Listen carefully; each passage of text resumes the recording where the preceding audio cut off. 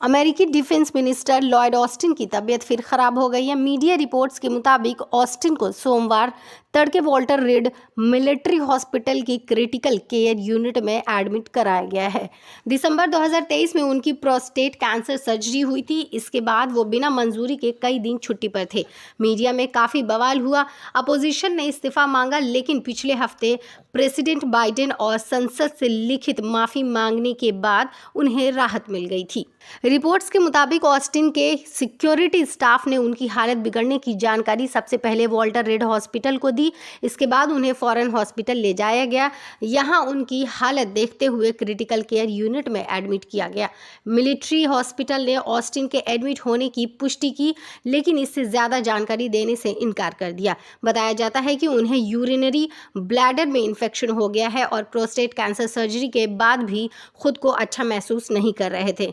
Fox news ने doctors के हवाले से बताया, ऑस्टिन की सेहत पर करीबी नज़र रखी जा रही है। अभी ये नहीं कहा जा सकता कि वो कब तक हॉस्पिटल में रहेंगे। उनके कई टेस्ट किए गए हैं। पिछली बार की गलती को सुधारते हुए इस बार ऑस्टिन के powers deputy defence secretary Kathleen Hicks को ट्रांसफ़र कर दिया गया है। हिक्स के खिलाफ भी हाल ही में लापरवाही के आरोप में जांच पूरी हुई है। ऑस्टिन को मंगलवार 13 फरवरी को यूक्रेन जाना था। यहाँ नाटो के डिफेंस कॉन्ट्रैक्ट ग्रुप की मीटिंग है। इस मीटिंग में नाटो देशों के सभी डिफेंस मिनिस्टर शामिल होने वाले हैं। यूक्रेन और रूस की जंग को 24 फरवरी को 2 साल पूरे हो रहे हैं। इस लिहाज से भी यह मीटिंग अहम है। ऑस्टिन की हालत के बारे में आम जनता को मीडिया के जरिए बताया गया। इसके अलावा कांग्रेस और प्रेसिडेंट बाइडेन को भी लिखित में जानकारी दी गई। पिछली बार हुए विवाद के बाद ये कदम उठाए गए हैं। ऑस्टिन 21 दिसंबर 2023 के बाद पहली बार मिनिस्ट्री पहुंचे थे। इस दौरान उनकी प्रोस्टेट कैंसर की सर्जरी हुई। वो 2 बार हॉस्पिटल में एडमिट हुए। एक वक्त तो ऐसा आया जब करीब 6 दिन तक प्रेसिडेंट और संसद समेत उनके स्टाफ तक को जानकारी नहीं थी कि ऑस्टिन कहाँ हैं। प्रेसिडेंट जो बाइडेन और व्हाइट हाउस से इस बारे में सफाई मांगी गई। रिपब्लिकन पार्टी और यहाँ तक कि जो बाइडेन की डेमोक्रेटिक पार्टी के कई सदस्यों ने ऑस्टिन को बर्खास्त करने की मांग की, लेकिन बाइडेन ने कोई एक्शन नहीं लिया और इस तरह उनकी कुर्सी बच गई। 29 जनवरी को ऑस्टिन ने NATO secretary general Jens Stoltenberg से मुलाकात की थी। इसके बाद कहा, देश और दुनिया के लिए यह वक्त बेहद अहम है। मैं पेंटागन में वापसी से खुश हूँ। हालांकि सर्जरी के बाद अब भी रिकवर कर रहा हूँ। हालांकि अब वो फिर हॉस्पिटल में हैं।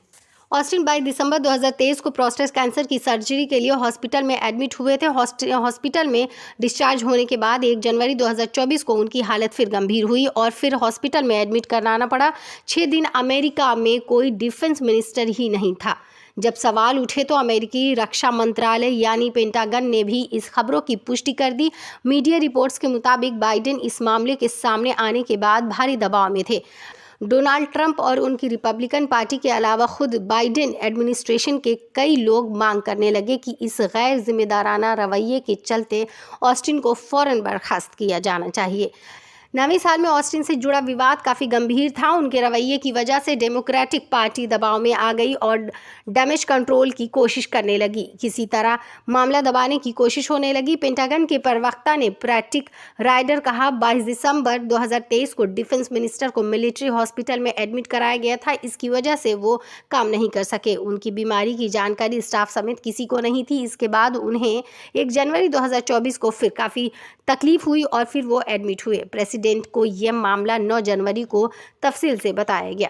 पेंटागन की तरफ से बयान तब आया जब कुछ घंटे पहले ऑस्टिन की सर्जरी करने वाले डॉक्टर्स ने मीडिया को इस मामले की जानकारी दे दी। अब साफ हो चुका है कि अमेरिका में 1 जनवरी 2024 की सुबह से 5 जनवरी की रात तक कोई रक्षा मंत्री नहीं था। ऑस्टिन की deputy Kathleen Hicks Puerto Rico में नया साल मना रही थी। प्रेसिडेंट भी छुट्टी पर थे। इससे भी बड़ी बात यह कि किसी को इस बारे में जानकारी तक नहीं थी।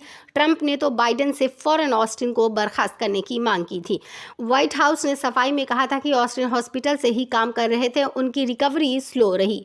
ऑस्टिन की चीफ ऑफ स्टाफ कैली मेगासमन ने कहा, हम यह जांच कर रहे हैं कि डिप्टी डिफेंस मिनिस्टर को इस बारे में जानकारी क्यों नहीं दी गई थी। हालांकि पेंटागन खुद कैली की जांच कर रहा है, क्योंकि ऑस्टिन का चार्ज किसी और को देने का नोटिफिकेशन जारी करने की जिम्मेदारी उन्हीं की थी। पेंटागन प्रवक्ता ने कहा, इस तरह तरह के हालात आगे कभी ना हो, इसके लिए नियमों में बदलाव किए जा रहे हैं। पेंटागन बाकी डिपार्टमेंट की तरह अमेरिकी नागरिकों के प्रति जवाबदेह है। संसद और मीडिया को इस तरह के मामलों की जानकारी होनी चाहिए। कई अमेरिकी सांसदों ने प्रेसिडेंट बाइडेन को लेटर लिखकर इस मामले पर सख्त कार्रवाई करने की मांग की थी। उन्होंने कहा, ऑस्टिन और पेंटागन ने अमेरिकी की नेशनल सिक्योरिटी को खतरे में डाल दिया था। वो बिना बताए और चार्ज ट्रांसफर किए किसी भी तरह की छुट्टी कैसे ले सकते हैं। वीडियो अच्छा लगे तो लाइक एंड सब्सक्राइब जरूर करिएगा। इसी के साथ बने रहिए मसाला बाइट्स पे अन्य खबरों के साथ। तब तक के लिए नमस्कार।